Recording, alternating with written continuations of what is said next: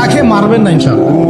রিজিক আছে, খাবো ইনশাআল্লাহ, কিন্তু হয়তো বা অভাব হবে, টাকা পয়সা একটু কম হতে পারে, অন্যের 10 তলা ফ্ল্যাট হবে, আমার হবে না, ঠিক আছে, অন্যের এত বিঘা বিঘা জমি আমার হয়তো হবে না, কিন্তু ইনশাআল্লাহ তাআলা এই যে দুনিয়ার মুসাফিরের জীবনটা, এটা মুসাফিরের জীবন না, মুসাফিরের জীবনটা কেটেই যাবে ইনশাআল্লাহ।